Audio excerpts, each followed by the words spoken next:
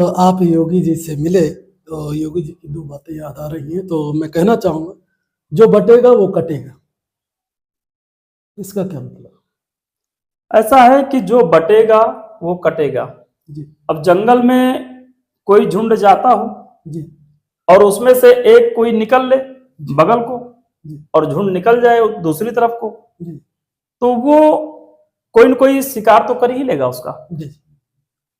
क्योंकि आप बीजेपी से भी हैं, तो दूसरी सवाल ये भी बनता है नहीं नहीं, कि आप योगी ऐसा जी है। का दूसरा शब्द है, बोले थे कि जो जिस भाषा में समझेगा उसी भाषा में समझाएंगे। कौन सा भाषा है? हाँ, पहले तो आपको एक उत्तर दे दे जी कि मैं बीजेपी को वोट देता हूं।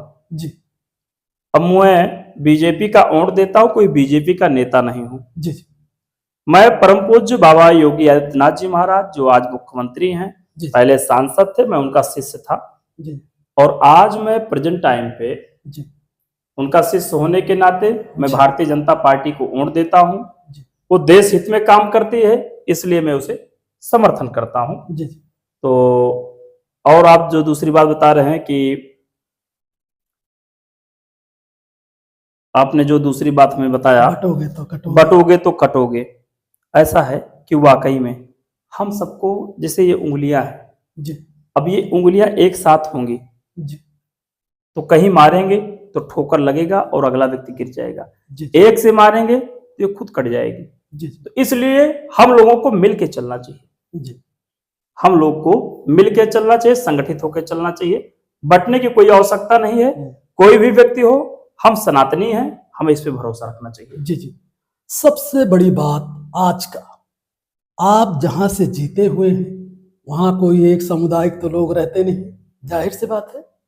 हिंदू, मुस्लिम, सिख, ईसाई जो भी है आपके क्षेत्र में है, तो क्या वो बराबर न्याय के धीश हैं? आपसे बराबर न्याय पा सकते हैं? आपसे बराबर बेनिफिट पा सकते हैं?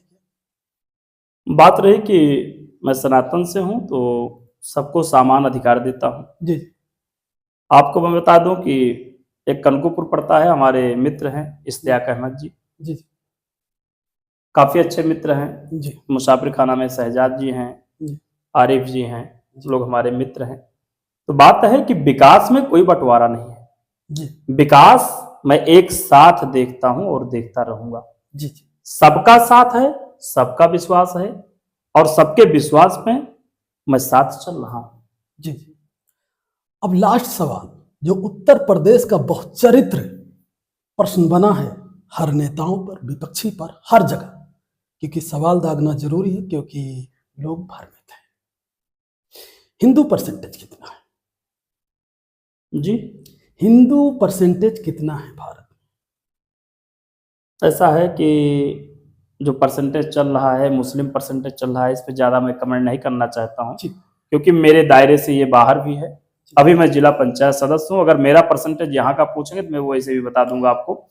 बात रही कि वो बड़े नेताओं का सवाल है, आप हमारे जो जिला पंचायत क्षेत्र के अंतर्गत हैं, इस विषय पे बात करें तो मुझे भी बताने में प्रसन्नता होगी और हमारी देवतुल जनता को भी सुनने में प्रसन्नता होगी, सबसे क्योंकि बड़ी अभी चीज, सांसद और विधायक में नहीं हूँ। सर, सांसद विधायक की बात नहीं, बात जनता भ्रमित ना हो। बड़ा नेता होना कोई बात नहीं है, बात भूमिका की है।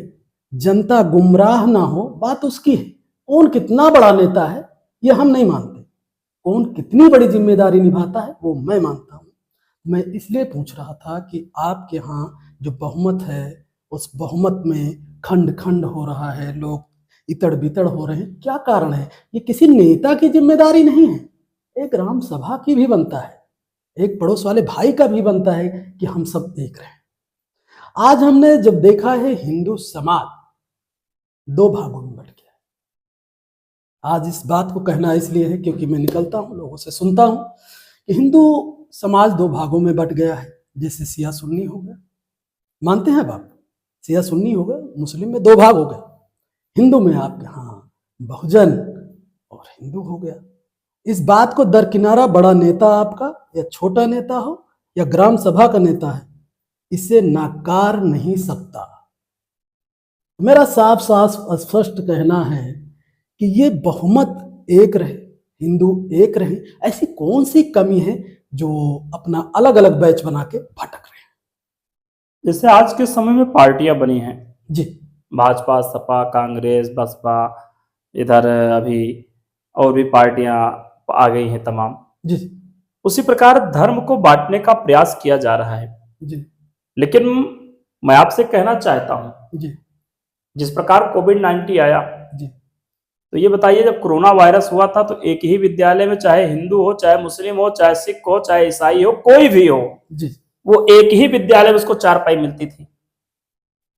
आप इस चीज को मानते हैं ना? जी आने वाला जो समय है, ये पार्टियों के आधार से जो धर्म का खंडन कर रहे हैं, आने वाले समय में सब एक हो जाएंगे। जैसे आरएसएस जो है, जी राष्ट्रीय स्वयंसेवा संघ, जी आप वहां जाएंगे तो वही वस्त्र पहनना पड़ेगा, वही टोपी पहनना पड़ेगा, आप वही गीत गाएंगे, आप राष्ट्र की भाषा में बात करेंगे, तो कहाँ जात की बात कर रही है वो? जी वो तो सीधा सबको राष्ट्र की बात कर रही है। जी एक अपने यहाँ है जगजीवन साहब का संगठन चलता है, जी जी राम राम लोग सुनते हैं। जी जी जगजीवन साहब के यहाँ ये है कि जो धागा पहना है तो ना कोई बड़ा है ना कोई छोटा है, सब एक समान है। जी हमें आपको सबको एक समान चलना चाहिए। और मैं आपसे बता दूं कि जो सच है उस पर ध्यान दें। जी हमारा किसी से ईर्षा नहीं है, जी उस व्यक्ति से ईर्षा है जो इस देश की जय ना बोले, जो राष्ट्र का सम्मान न करे, जो राष्ट्रगान का सम्मान न करे, जो ध्वज का सम्मान न करे, वो मेरे लिए देशद्रोही है।